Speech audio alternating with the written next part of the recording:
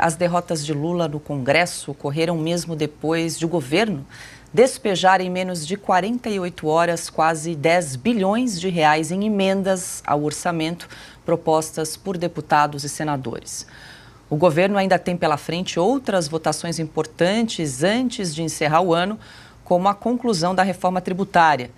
No total, o governo já liberou quase 40 bilhões de reais em emendas ao longo do ano.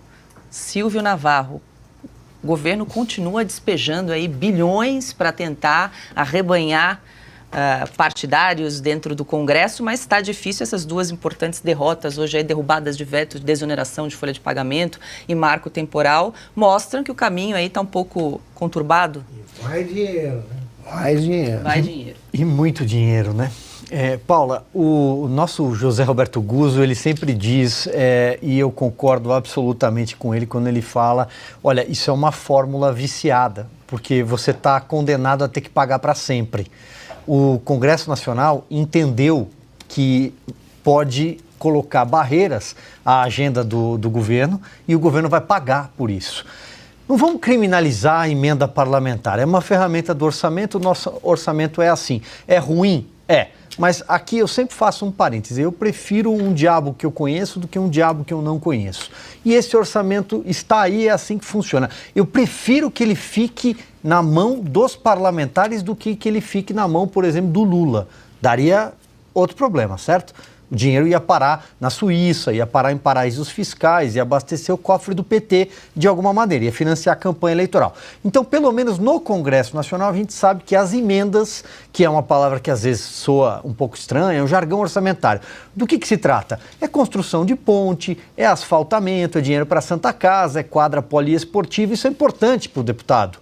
Isso é importante para o senador, mais para o deputado. Por quê? Porque chega lá na ponta. E o deputado, ele precisa da sua base eleitoral. Ele precisa do prefeito, ele precisa do vereador, senão ele não se reelege. Às vezes, ele quer ser prefeito na próxima eleição. No Congresso Nacional, você pode ter certeza que 1/3 vai tentar ser prefeito na eleição do ano que vem. Então, sem criminalizar, como é que funciona essa moeda de troca? O governo pressiona para tentar votar alguma coisa. No caso, nós estamos falando de duas coisas. Primeiro, a aprovação do Flávio Dino. E segundo, uma planilha de projetos, alguns estão passando ainda pelo plenário, para aumentar impostos. Isso significa mais arrecadação. É um governo sem dinheiro que vai taxar o brasileiro, que já paga muito imposto, para conseguir ter dinheiro em caixa para gastar. Sabe-se Deus com o quê? Porque projeto eles não têm nenhum. Então é disso que se trata. Esses 10 bilhões, são quase 11 bilhões de reais, foram liberados desta forma. Entrega para deputado e entrega para senador. Então esse é o cenário. Mas Paula, quando a gente fala, por exemplo, do marco temporal, é importante também fazer aqui uma ressalva.